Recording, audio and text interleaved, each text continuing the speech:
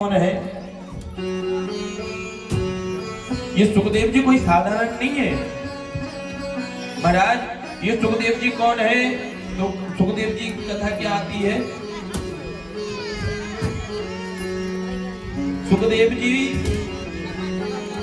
एक बार शंकर जी को और पार्वती जी को, शंकर जी और पार्वती जी को नारद मुनि आए और उलझा गए महाराज पार्वती मैया को कि मैया एक बात बताओ, तुमसे भगवान शंकर प्रेम ना करें? बोले क्यों नहीं करते? बोले यदि प्रेम करते तो तुम्हें सब बात बताते। तो बोले बाबा ने तो मुझे सब बात बताई है। बोले नहीं नहीं मैया तुम्हें पूरी बात नहीं बताई। बोले क्यों नहीं बताई? मुझे तो हर बात पता है, कौन सी बात नहीं पता मुझे? तो बोले महाराज आपको पता है मैया, बाबा यदि प्रेम करते तो संपूर्ण बातें बताते, आपसे छुपाई है कुछ बातें। बोले क्या बात छुपाई है, तुम ही बता दो। बोले आपने कभी पूछा कि जो गले में मुंडों की माला पहनते हैं वो किसके मुंड है? अब मैया को बड़ा आश्चर्य हुआ। मैया बोली मुझे उसकी कभी जरूरत ही नहीं पड़ी, मैं क्यों पूछूं? तो बोले आप एक बार पूछ के देखना। अब भैया जो है नारद मुनि तो कहकर चले गए। अब शंकर जी तैसे आ रहे तो रास्ते में मिल गए नारद जी। और नारद जी बड़े मुस्कुरा रहे शंकर जी को देख के। तो शंकर जी बोले नारद मुनि मुस्कुरा क्यों रहे हो? बोले महाराज वो तो तुम कैलाश पर जाकर पता चलेगा क्या मुस्कुरा रहे हैं। तो अब शंकर जी भी इतने जानते थे कि नारद मुनि आए हैं, कुछ ना कुछ जो है विवाद तो हो गई। गए बड़ी सावधानी से जाकर बैठे आसन पर। इतने में मैया पूछने लगी, चरण वंदना करने लगी।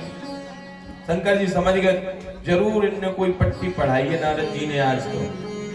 बोले आज आते से ही सेवा हो रही है, क्या बात है? मैया को बिठाला। बोले पार्वती उमा क्या हुआ, आपके मन में कुछ है बताइए। बोले भगवान ऐसे तो कुछ नहीं है, लेकिन मैं एक बात पूछना चाहती हूँ, बताएंगे आप? बोले क्या? बोले ये आपके जो गले में ये माला है ये किनके मुंडों की माला है? शंकर जी बोले अब समझ में आई नारद ने क्या गुत्थी उलझाई यहाँ। बोले ये माला जो है ये इसमें से कुछ मेरे जो प्रिय भक्त हैं उनकी माला है और बाकी तुम्हारे मुंडों की माला है। और जो ये सुना महाराज तुम अमर बने और हम मर जाए, तो बोले हमें भी अमर करो। बोले ऐसे अमर नहीं होते, हमने अमर कथा सुन रखी है और तुम्हें जो है हम कथा सुनाने ले गए थे पिछली बार तो तुमने कथा सुनी नहीं थी, तो इसलिए जो है तुम्हारा बार बार मनोचित होना पड़ता है, बार बार तुम्हें जो है देह त्यागनी पड़ती है। तो बोले नहीं नहीं महाराज हमें तो अब इस बार हमारी कथा सुननी है और सुनकर रहेंगे। अब भैया शंकर जी ने कहा कि जो होता है एक होती है स्त्री हट, एक होता है योगी हट और एक होता है बाल हट। ये तीनों हटों से जो है परेशान है दुनिया महाराज। इनके आगे किसी की नहीं चलती, भगवान की नहीं चली तो हमारी तुम्हारी का चलेगी। तो महाराज हमने कहा कि ठीक है, अब यदि सुनना ही चाहती हो फिर पार्वती तो चलो आज मैं तुम्हें अमर कथा सुनाता हूं। तो महाराज अमर कथा सुनाने के लिए ले गए, एक गुफा में गए।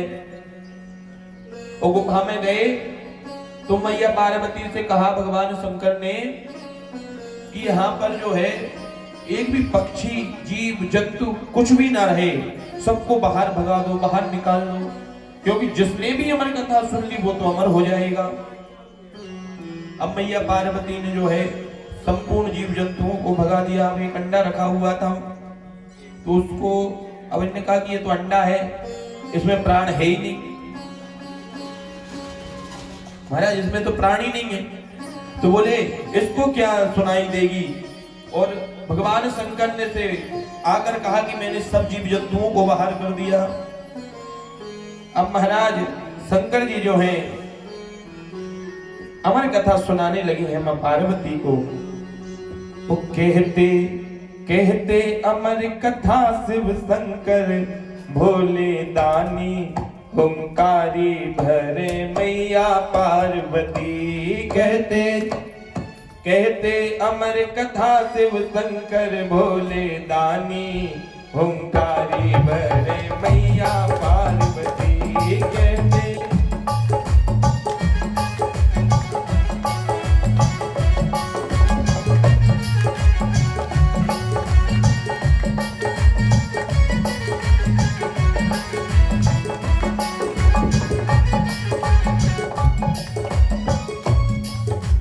अमरनाथ के शिखर एक बट वृक्ष विशाल पुरानो।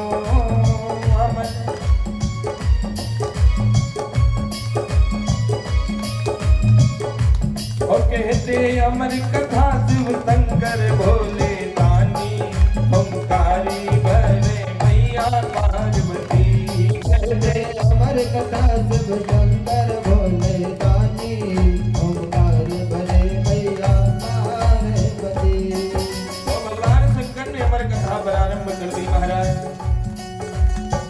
अमर कथा सुनाई महाराज। और अमर कथा जब सुनाई, अमर कथा के प्रभाव से हुंकारी भरती है मैया पार्वती जी। और जब हुंकार शब्द करती करती कथा के भाव में, प्रसंग में जब वो खो गई और समाधि लग गई महाराज। और जब समाधि लगी पार्वती की, तो वहां तोता बैठा बैठा कथा के प्रभाव से उस अंडे में जीव आया। तोते का आकार जब उसने रूप धारण किया, और वो तोता जो है बड़ी देर से सुन रहा था कि जब भगवान शंकर कथा कह रहे थे, और जब कथा कह रहे थे तो वो तो मैया पार्वती हुंकारी भर रही थी, बार बार हुंकार का उच्चारण कर रही थी। अब ये सुना इसने, तोते ने, तो हुंकारी भरना सीख गया महाराज। अब पार्वती जी के साथ साथ हुंकारी भरने लगा। और जब पार्वती जी की नींद लगी, देखा इस तोते ने पार्वती जी तो जो है सो गई।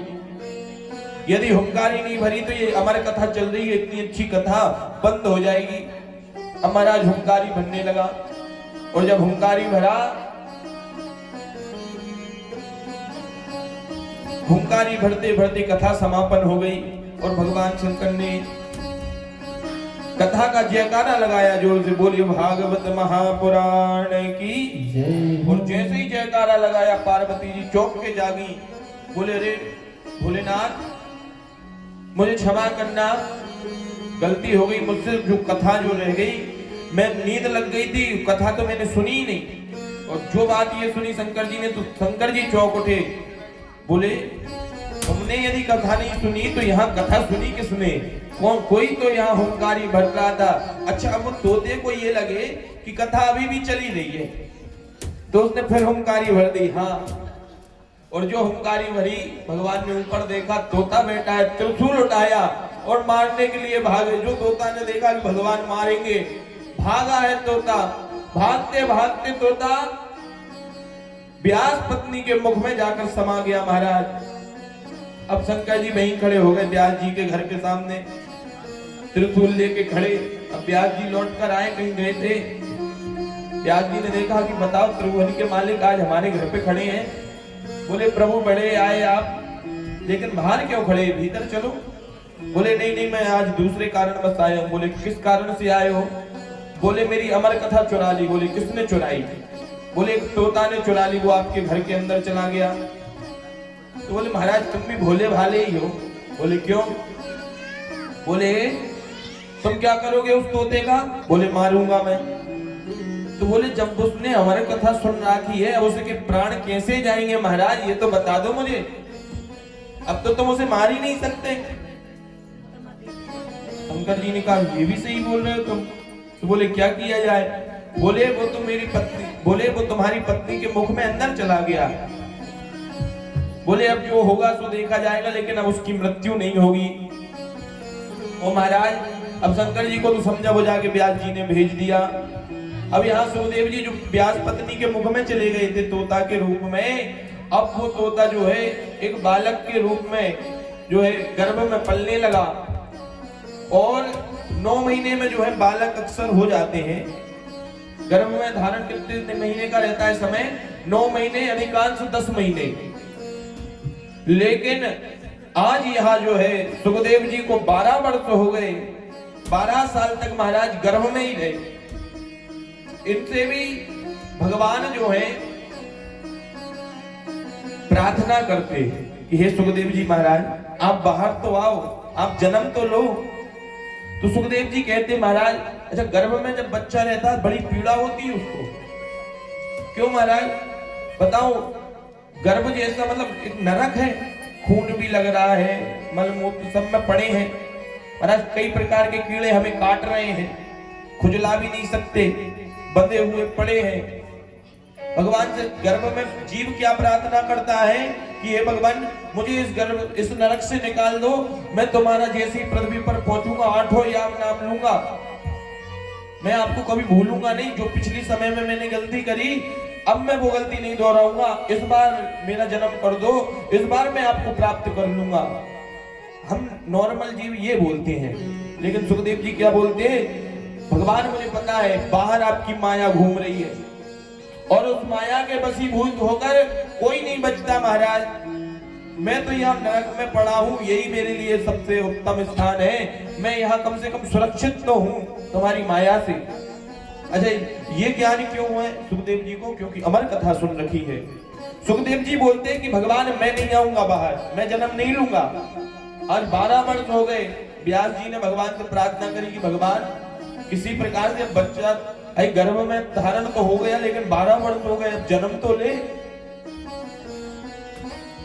भगवान ने वचन दिया, गर्भ में जाकर सुखदेव जी को दर्शन दिए और वचन दिया कि सुखदेव तुम्हें मेरी माया जो है व्याप्त नहीं होगी कभी, किसी काल में तुम जन्म लो। भगवान से कहा अच्छा आप वचन दे रहे हो और हो गई? तो बोले जब मैं वचन दे रहा हूं तो कैसे होगी?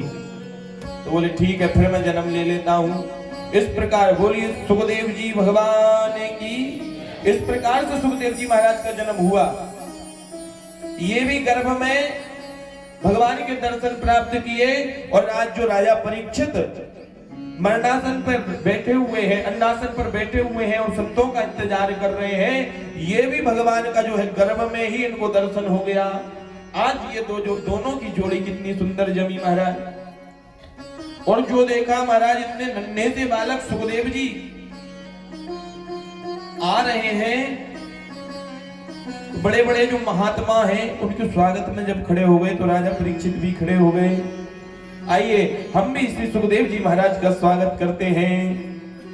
अरे संतन के संग लाग रे ये तेरी अच्छी बनेगी, संतन के संग लाग रे तेरी अच्छी बनेगी।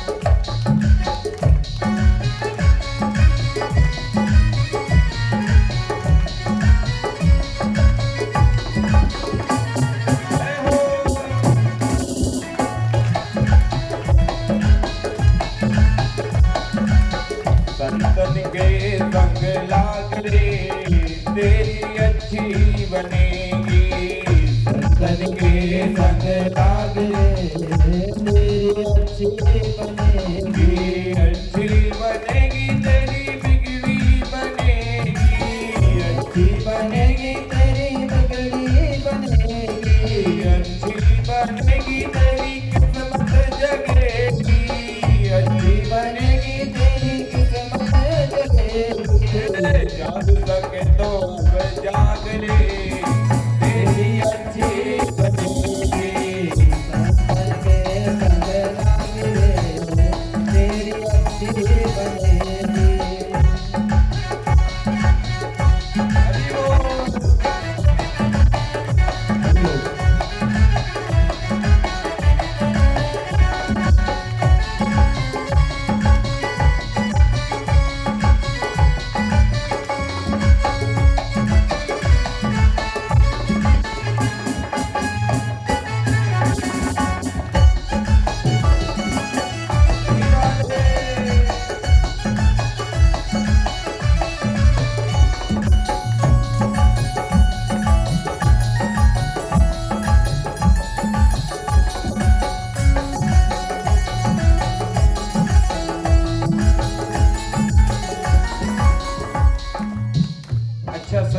संग किस किस की बनी है? बताओ महाराज, किसी की बनी है आज तक? तुम कह रहे हो कि संतन के संग लागने से बनेगी, तो बोले अरे ध्रुव जी की बन गई, प्रहलाद जी की बन गई, ध्रुव जी की बन गई, प्रहलाद जी की बन गई, ध्रुव जी की बन गई, प्रहलाद जी की बन गई, ध्रुव जी की बन गई, प्रहलाद जी की बन गई, तेरी भी बन जाएगी, तेरी अच्छी बनेगी।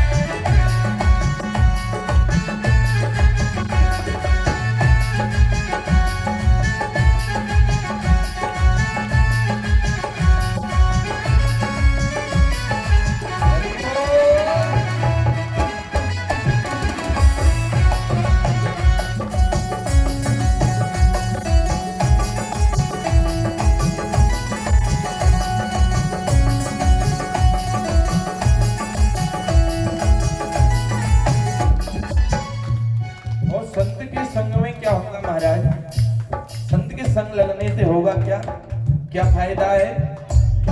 बोले कागा से तो पहले तुझे हंस कर देंगे। अच्छा महाराज, और क्या फायदा है? बोले मोटे मोटे लिफाफे ही नहीं लेना है, संत के संग लग के। हाँ, चकाचक भोजन तो प्राप्त होता ही है संत के साथ, और लिफाफे भी मिलते हैं महाराज, हाँ तगड़े वाले। लेकिन क्या करना है संत के साथ हमें? वो तो है ही है, उसके साथ भी क्या है? अरे संतन संग करे पुण्य कमाई,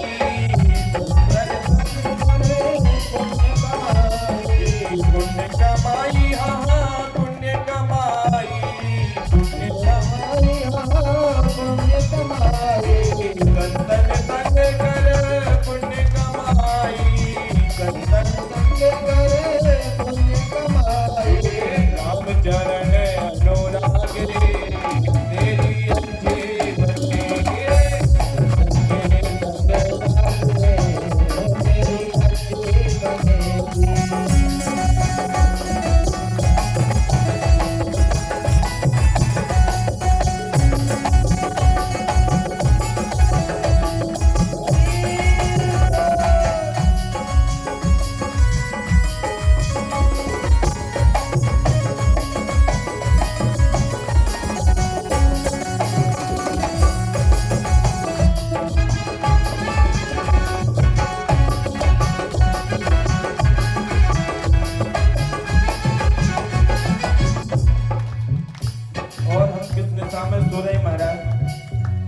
बोले अभी तक हम क्या कर रहे थे? एक मोह की निशा में रात दिन सो रहे हैं, और इससे यदि कौन जगा सकता है? तो बोले संत के संग लगोगे, प्रथम भक्ति संतन कर संगा। राम जी भी क्या बताते हैं? प्रथम भक्ति क्या है? संत का संग करो। इसीलिए संत ही हमें इस रात्रि से जगा सकते हैं। ओ मोहनिता में बहुत दिन सोया, मोहनिता में बहुत दिन सोया, मोहनिता में बहुत दिन सोया, मोहनिता में बहुत दिन सोया। जाग सके तो अब जाग रे, तेरी अच्छे बनेंगे, जाग सके तो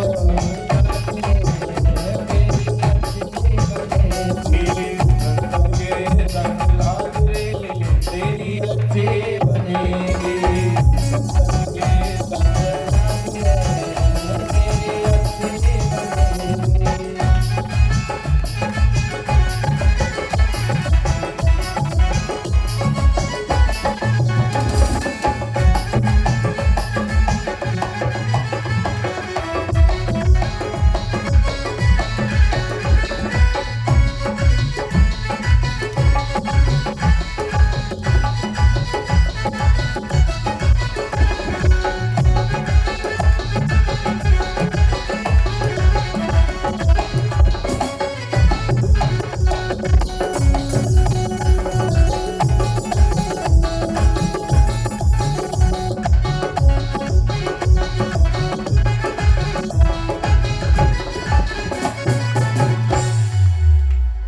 बोली संत भगवान की, सुखदेव जी महाराज की। अब महाराज जो सुखदेव जी को आता हुआ देखा तो बड़े बड़े महात्मा मुनि खड़े हो गए थे सम्मान में। राजा परीक्षित ने बड़ा स्वागत किया सुखदेव जी महाराज का। ले जाकर जिस आसन पर राजा परीक्षित बैठे हुए थे उस आसन पर सुखदेव जी महाराज को विराजमान किया। स्वागत बंदन कर कर तिलक पूजन कर कर सुखदेव जी महाराज से राजा परीक्षित दोनों हाथ जोड़कर बोलने लगे कि महाराज मैं राजाओं के कुल में जन्म लिया हूं। हम लोग जो होते हैं हम ब्राह्मण के चरणों से बड़े दूर हो जाते हैं महाराज। हम ब्राह्मण वंदना से बड़े दूर हो जाते हैं। राजपाट में इतने व्यस्त रहते हैं कि मैं ब्राह्मणों के चरणों की वंदना ही करना भूल गया था महाराज। लेकिन आपको देखकर आज ऐसा लग रहा है कि साक्षात भगवान मेरे सामने आ गए हों। हे प्रभु, हे नाथ, मुझ पर दया करके ये बतलाइए कि जिसकी मृत्यु 7 दिन में हो उसको क्या करना चाहिए। और राजा परीक्षित के इतने भावों को देखकर कि बताओ, ये राजा जिसका एक छत्र राज पूरी पृथ्वी पर है, वो राजा आज कितना करुणबद्ध होकर संत की वंदना कर रहे हैं। ऐसे विनम्र राजा को देखकर सुखदेव जी प्रशंसा करते हैं राजा परीक्षित की कि राजा, तुम्हारे अंदर ये जो ज्ञान है ये इस कारण से नहीं। मैं तुम्हें तुम्हारी जन्म की बात बताऊं। जब तुम्हारा जन्म हुआ, जब तुम्हें भी भगवान ने दर्शन दिए और मुझे भी भगवान ने दर्शन दिए, हम दोनों जो हैं हमारा तो मिलन होना ही था। एक ब्रह्म राज्य है तो एक विष्णु राज्य है। एक की भगवान ने रक्षा करी है तो एक को वरदान दिया है। और महाराज आज दोनों की जोड़ी आपस में बैठी, इसी कारण से आज उन दोनों के संगम से आज ये पावन पुनीत ये ग्रंथ श्रीमद् भागवत का हम सब के सामने प्रकट हुआ। आज परीक्षित को बताने के लिए ही तो सुखदेव जी ने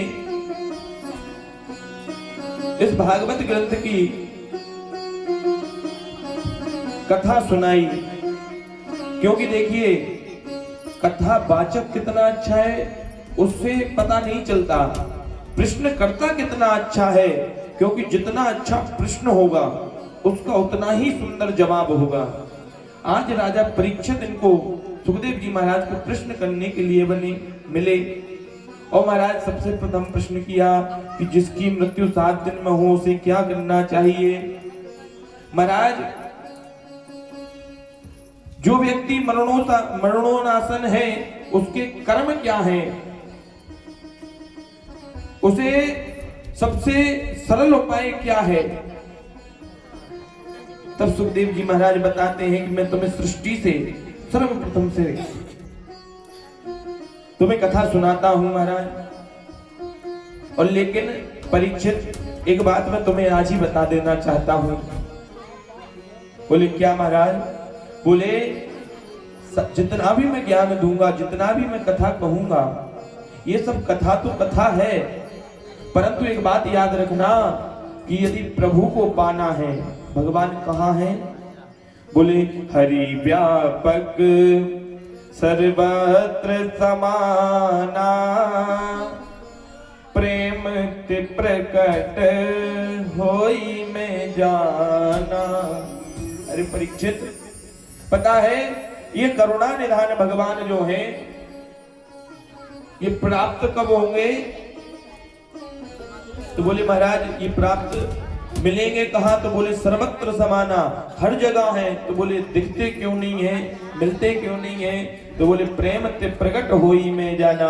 यदि परीक्षित तुम्हें 7 दिनों में भगवान से प्रेम हो गया, तब तो तुम्हें भगवान मिल जाएंगे, और नहीं हुआ तो फिर तुम्हें कोई मोक्ष का उपाय नहीं मिलेगा महाराज। तो बोले महाराज एक बात बताओ, प्रेम हम नहीं करते क्या भगवान को? कौन है जो भगवान को प्रेम नहीं करता? हम तो करते हैं प्रेम, तो फिर क्यों नहीं मिल रहा है हमको? तो बोले भगवान से प्रेम कौन सा वाला? जो मछली जल से करती है। भगवान से इतना प्रेम हो कि बिना जल के जो मछली को यदि हम बाहर निकाल देते हैं तो बिना जल के वो तड़प तड़प कर अपने प्राणांत कर लेती है, लेकिन वो जल के बिना जीवित नहीं रह सकती। ऐसे ही भगवान से जिस दिन हमको प्रेम हो जाएगा महाराज, जिस दिन हमको इतना प्रेम हो गया कि हम भगवान के बिना जीवित नहीं रह पाएंगे, उसी दिन तत्क्षण भगवान जो है हमारे सामने प्रकट हो जाएंगे। बताया सुखदेव जी ने कि हमारे भगवान जो हैं कितनी करुणा निधान है। बोले महाराज इनको अकारण करुणा वर्णालय कहा गया है। बोले ऐसे ही थोड़ी कहते हैं कारण करुणा वर्णालय। बोले कुछ तो कारण रहा होगा ये कहने का। तो बोले महाराज ये भगवान जो हैं ये नहीं देखते कि इसने अपराध क्या किया है, इसने भाव से क्या पुकारा है, इसने मुझे किस उद्देश्य से बुलाया है, ये नहीं, इसने मेरी किस उद्देश्य से पूजा करी, ये मुझसे मांग क्या रहा है इसके बदले, ये नहीं देखते भगवान। भगवान ये देखते कि ये कर तो रहा है, किसी भी भाव से कर रहा, मेरी पूजा तो कर रहा है। लेकिन हमें भी एक स्वभाव बनाना चाहिए कि हम भगवान की शरण में जाएं। हमारी आदत क्या है महाराज? 5 किलो लड्डू चढ़ाऊंगा, पास हो जाऊंगा। महाराज मेरे मोड़ा की नौकरी लग जाए, तुम्हारे लाने 11 किलो लड्डू का प्रसाद लगवाएंगे, भंडारा करवाएंगे, मतलब सौदेबाजी करना है। बहू आ जाए तो महाराज तुम्हारे जो मुकुट अब चांदी को है सोने को करवा देंगे। हाँ बस बहू पर आ जाए। तो मतलब ये हम क्या भगवान कोई बिजनेसमैन नहीं है, हम उनके पास जा जाकर कह रहे हैं कि आप ये कर दो तो हम ये कर देंगे। भगवान क्या आपके उस मुकुट के लिए, उस लड्डू के लिए बैठे हैं? अरे जिसने त्रिलोक को बनाया हो, जिसने हम सबको रचा हो, क्या वो अपने लिए एक सोने का मुकुट नहीं बना सकता? अरे जिसकी सेवा वो लक्ष्मी स्वयं 8 याम निरंतर करती रहती है, उस ठाकुर को क्या कमी है? आपके मुकुट की जरूरत है महाराज, उस ठाकुर को, उस लक्ष्मी की जरूरत नहीं है। हम लोग, हमारे पास जरा सा पैसा आ जाए महाराज, जरा सा धन आ जाए, हम लक्ष्मीपति बन के बैठ जाते हैं।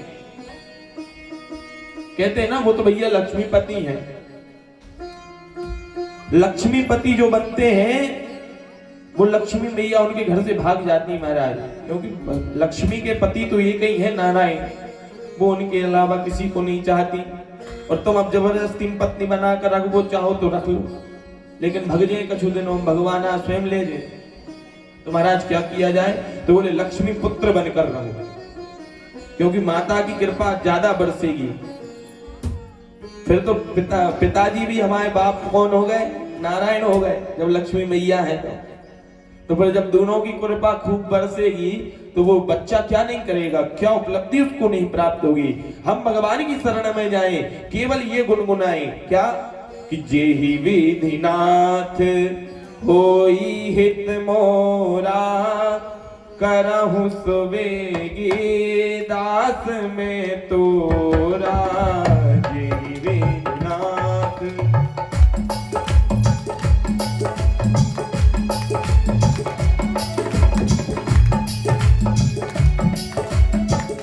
आया कुछ समझ में नहीं आया? क्या बोलना है भगवान की शरण में जाकर? सब लोग मेरे पीछे चौपाई दोहराओ।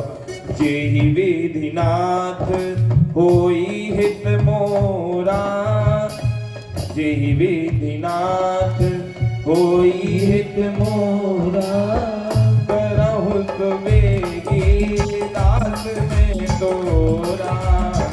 करहु सुवेगी हाथ में तोरा। जेहि विधिनाथ होई हित मोरा, करहु सुवेगी दास में तोरा। और ये कहो, उसके बाद एक और चौपाई में भगवान को प्रणाम किया करो कि हे प्रभु, जिस प्रकार से मेरा हित हो आप वो करिए। मेरी इच्छा तो ये है कि महाराज मैं आईपीएस ऑफिसर बन जाऊं, महाराज मेरी सरकारी नौकरी लग जाए, मेरे बहू ऐसी आए महाराज कि किसी की हो ही नहीं गांव में, मेरे बच्चे ऐसे निकले महाराज कि बिल्कुल आईपीएस ऑफिसर ही रहे है? मेरी इच्छा तो ये है। लेकिन प्रभु मैं आगे की कहानी नहीं जानता, मैं भविष्य नहीं जानता। मेरा तो मन ये है यदि इसमें भलाई हो तो आप वो करिए, ये भगवान से कहा करें।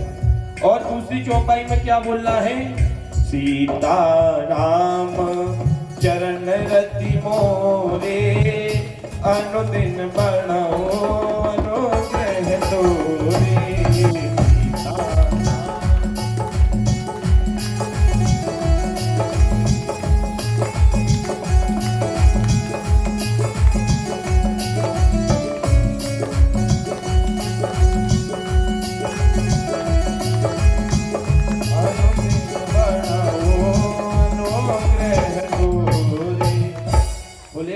कि हे प्रभु मेरा जो प्रेम है, मेरी जो भक्ति है आपके ही चरणों में बढ़ती रहे, अनुदिन बढ़ाऊं अनुग्रह तोरे।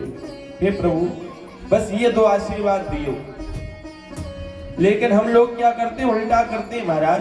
जैसे ही गए दंडवत करी, प्रसाद तो बाद में चढ़ाएंगे, पहले अर्जियां बता देंगे कि महाराज मेरे छोटे मोड़ा को अब ब्याह नहीं बहू है, बड़े मोड़ा है नौकरी मिल जाए और बहू के लाने पुत्र हो जाए।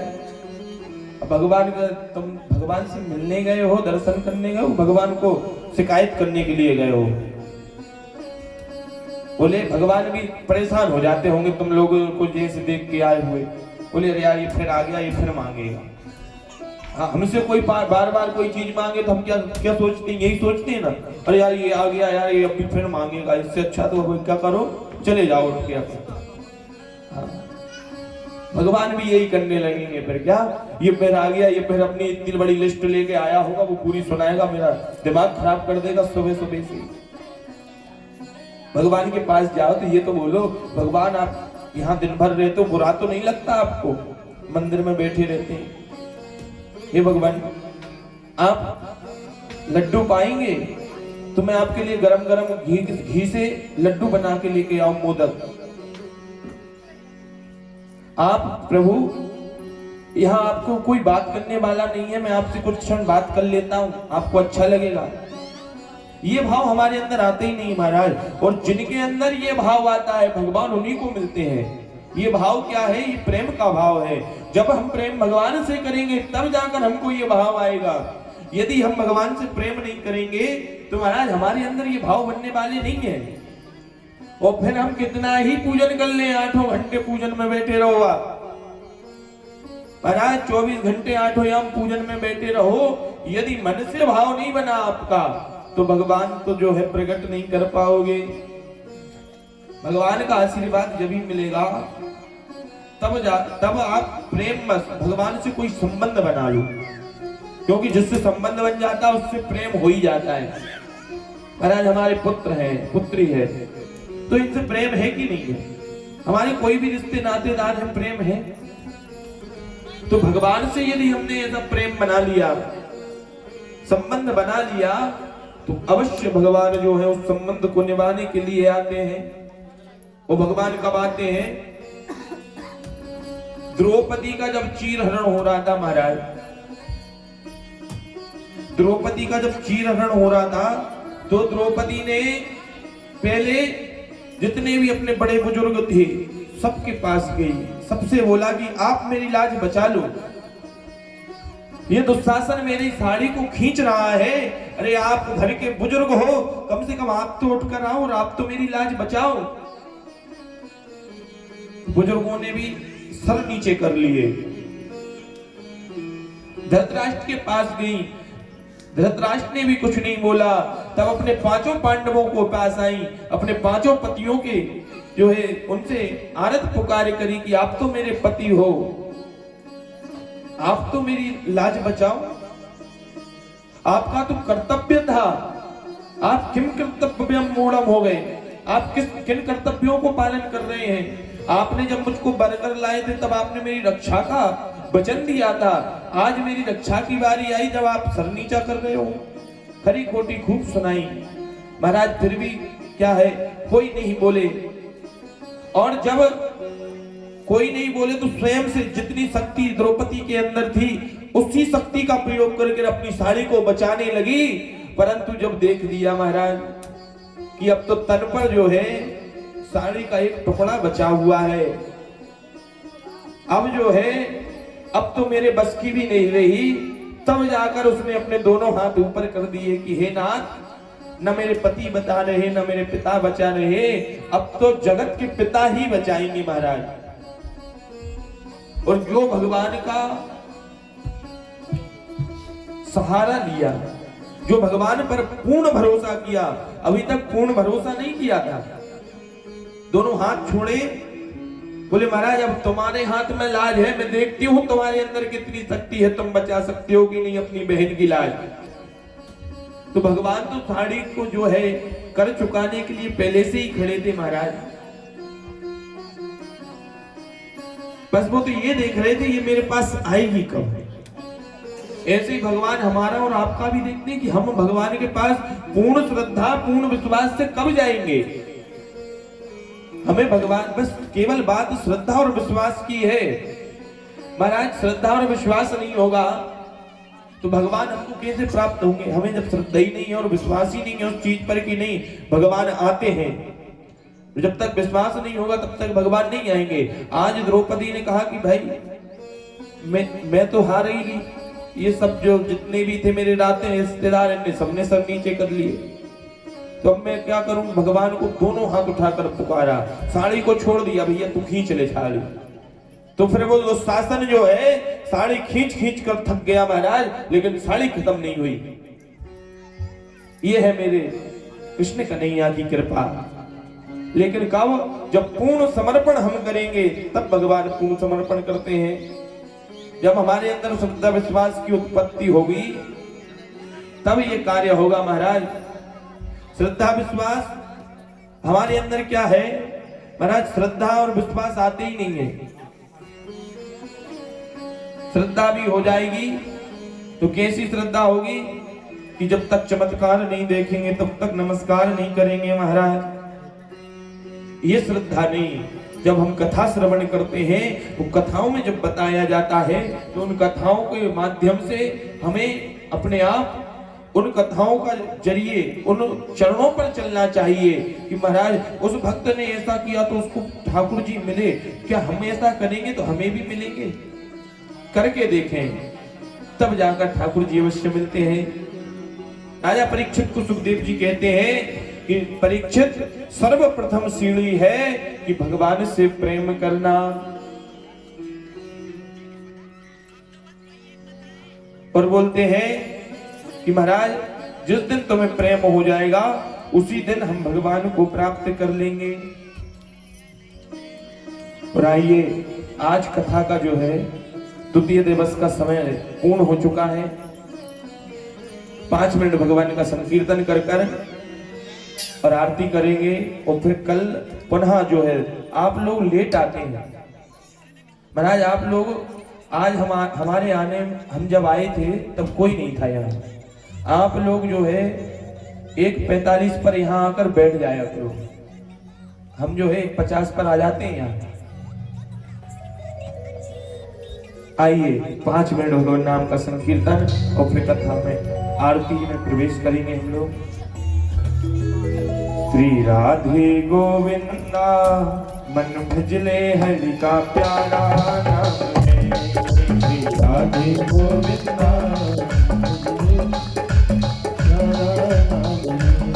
श्री राधे गोविंदा मन भजले हरि का प्यारा नाम है। श्री राधे गोविंदा भजले हरि का प्यारा नाम है।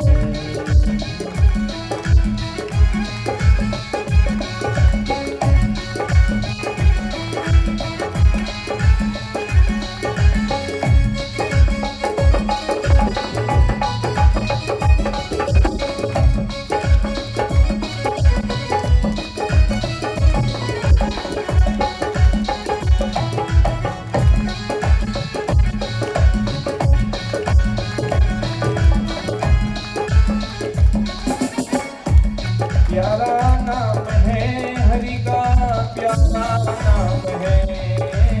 प्यारा नाम है हरि का प्यारा नाम है।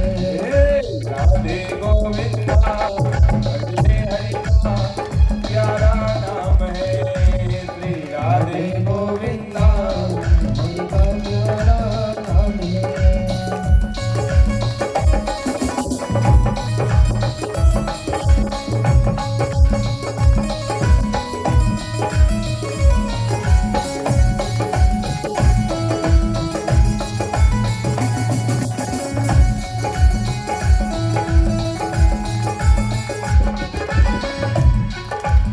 राधे गोविंदा मन भजले हरि का प्यारा नाम है। श्री राधे गोविंदा मन भजले हरि का प्यारा नाम है।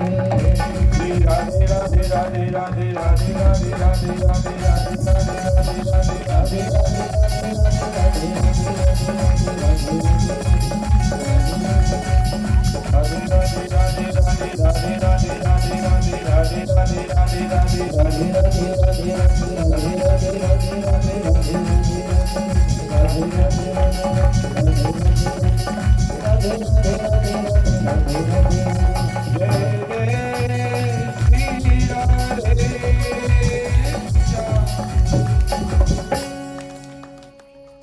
आइए आप सभी खड़े हो जाइए अपने अपने स्थानों पर। हमारे रतन भैया यजमान जी खड़े हो जाएं। आरती कर दीपक जलाकर हमारे परम आदरणीय श्री गौरव तिवारी जी जो इस यज्ञ को संभाल रहे हैं, बड़े ही सुंदर स्वभाव के एवं विद्वान गौरव तिवारी जी से अनुरोध है कि वे आरती के बोले, आरती प्रारंभ करवाएं।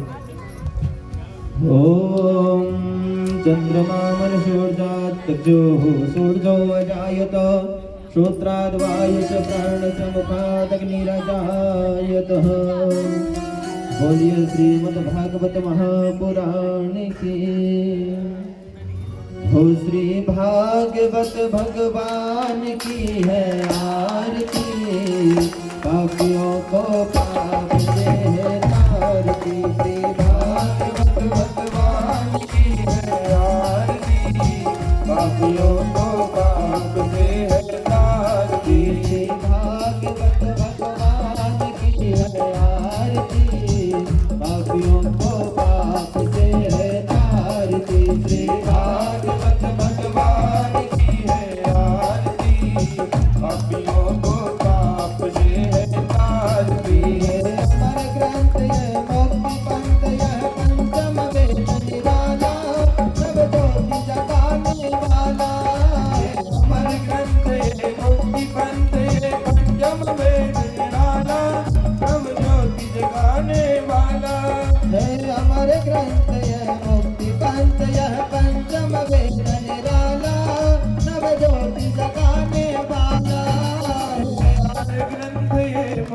बंदे पंचमे जगन्नाथा नव ज्योति जगाने वाला हरि नाम यही हरि नाम यही हरि नाम यही हरि नाम यही हरि नाम यही हरि नाम यही हरि नाम यही जय तन मंगल की आरती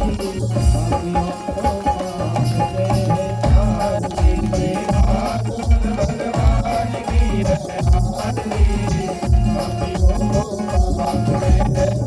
आरती भागवत भगवान की है आरती पापियों को पाप से तारती भागवत भगवान की है आरती पापियों को पाप से तारती शांत गीत पावन पुनीत पापों को मिटाने वाला हरि दर्श दिखाने वाला शांत गीत पावन पुनीत पापों को मिटाने वाला हरि दर्श दिखाने वाला दुख करनी है दुख हरनी है दुख करनी है दुख हरनी है दुख करनी है दुख हरनी है दुख करनी है दुख हरनी मधुसूदन की आरती पापियों को पाप से आरती भागवत भगवान की है आरती पापियों को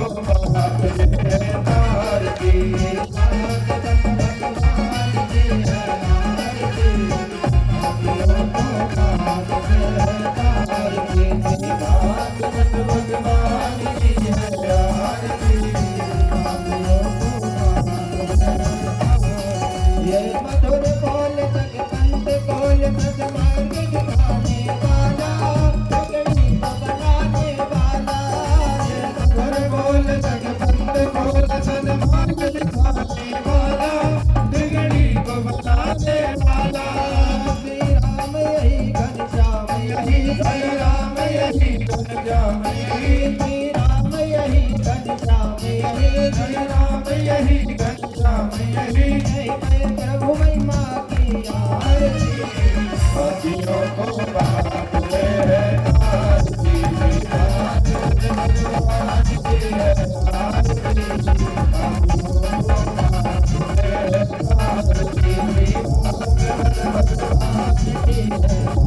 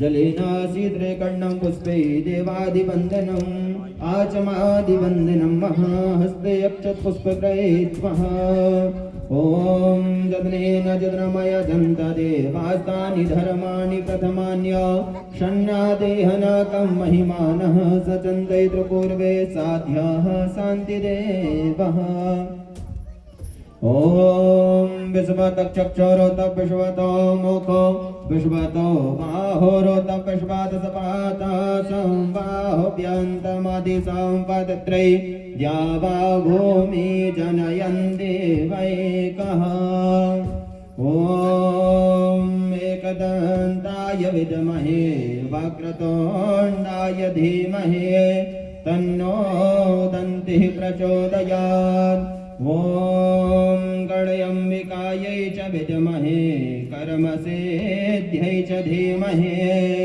तन्नो गौरी प्रचोदयात् ॐ तत्पुरुषाय विद्महे महादेवाय धीमहि तन्नो रुद्रः प्रचोदयात् ॐ नारायणाय विद्महे वासुदेवाय धीमहि तन्नो विष्णुः प्रचोदयात् ॐ दशरथाय विद्महे सीतावराय धीमहि तन्नो रामः प्रचोदयात् ॐ महालक्ष्म्यै च विद्महे विष्णुपत्न्यै च धीमहि तन्नो लक्ष्मीः प्रचोदयात् ॐ कात्यायन्यै च विद्महे कन्याकुमारिकायै च धीमहि तन्नो दुर्गा प्रचोदयात् ॐ नन्दनन्दनाय विद्महे